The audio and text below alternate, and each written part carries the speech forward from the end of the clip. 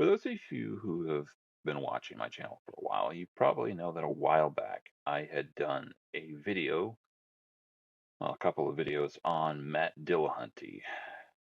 So this is going to kind of be a compilation of those, as well as some of my issues with him as a person. So my issues with his arguments and such like, and then my issues with him on a personal level a little bit. Bear in mind, these are perhaps more my biases rather than his flaws. I don't actually know him that well. But from my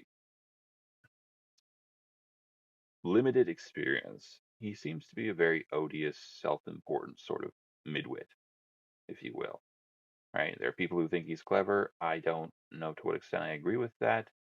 I think he's kind of got a one-trick type of thing. And beyond that, he seems to be a very pious, sanctimonious type of snowflake, which is worse because he's an atheist, in fact. The least you expect from an atheist is a type of free-thinking, devil-may-care attitude. And besides that, he's a male feminist. I don't trust any of those guys. No one does penance without good reason.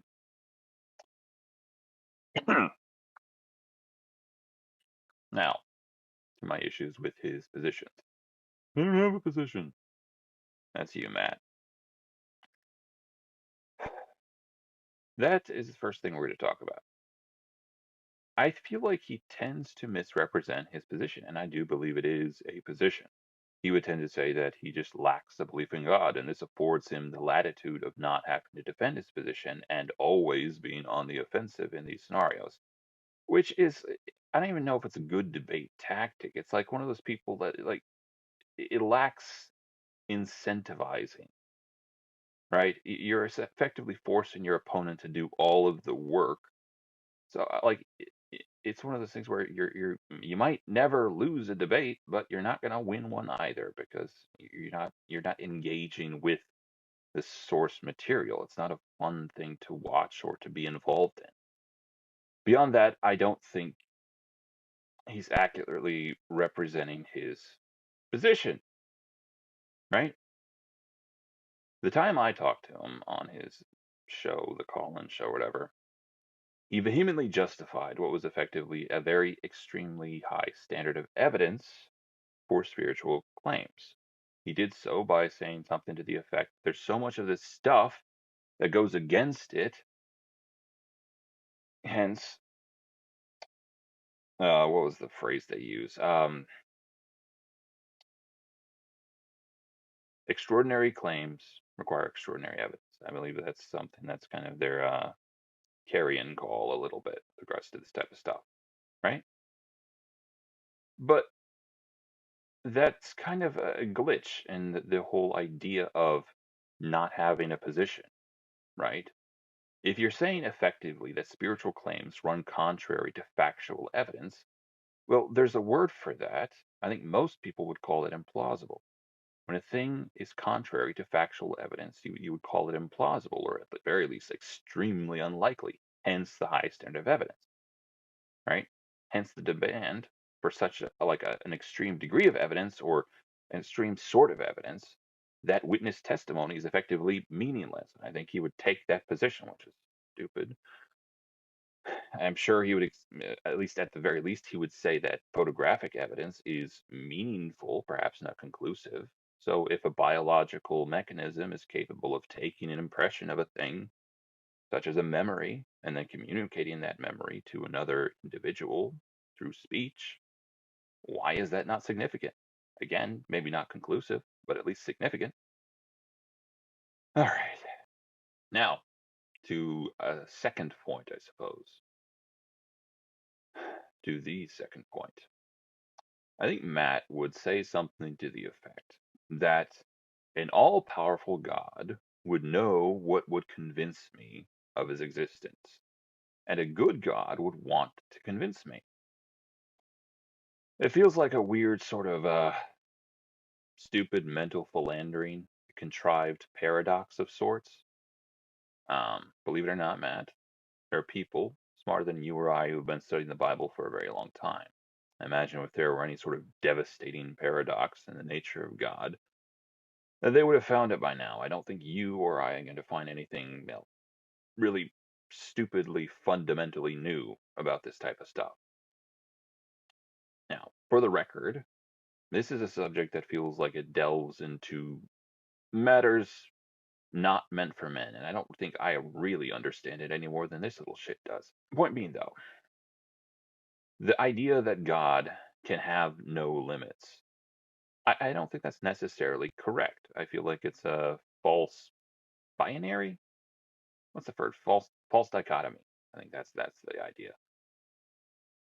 Point being, is God too powerful to be limited by God? I tend to think not. Um, is an infinity too powerful to be limited by another infinity? I tend to think not. Right? Does an infinity in one direction necessarily entail an infinity in every direction? I tend to think not. Does the fact that God has what is effectively an unlimited amount of power mean that he can do anything with it? Again, I tend to think not. He must behave according to his own nature, must he not?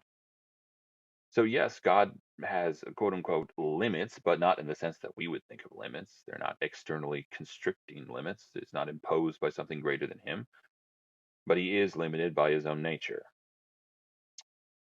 Yeah, that's my theory, anyways. Proof of concept, shall we?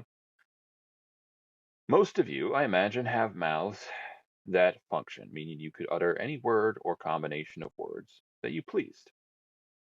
But I'm going to guess if you were placed in a room full of African American peoples and someone asked you to shout the N word at the top of your lungs, you might have trouble doing that. There are a number of factors involved, including, but not limited to, perhaps social programming. I think that would be the main one, right? We're socially programmed not to be rude to people. We're socially programmed, perhaps, in some cases, not to say the N word. So you're placed in a position where you have the physical ability to do a thing, but you're being constricted by your own nature in another regard, right? An infinity that limits another infinity. For the record, with regards to this type of stuff, again, I don't really understand it.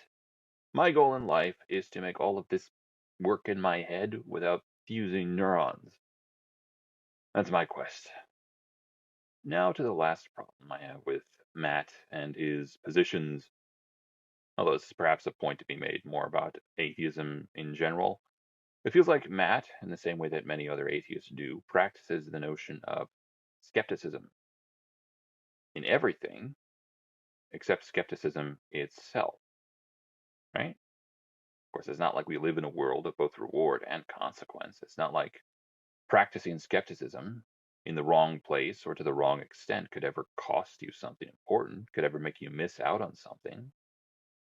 No, skepticism is infallible, right? It is eternal. It is inviolate. It is fly is all get out. Basically divine, right? Right. Clear as mud. Not monomaniacal at all. In my opinion, in my humble opinion, wow, I said that with great profundity, didn't I? Melodramatic almost. But in my opinion, the notion of prioritizing one thing to the exclusion, mind you, not above, but to the exclusion of all else, is rarely a good thing, right? Whether it's emotionalism, whether it's spiritualism, or intellectualism, rationality, no matter how useful it is, it effectively boils down to a type of monomania. All right. Seems like my spleen is thoroughly vented, so I suppose that's me done. With regards to Matt, unfortunately, I suppose his soul, as much as mine or any other, is valuable in the eyes of God. So, prayers and crap. I'll do it, but I won't like it.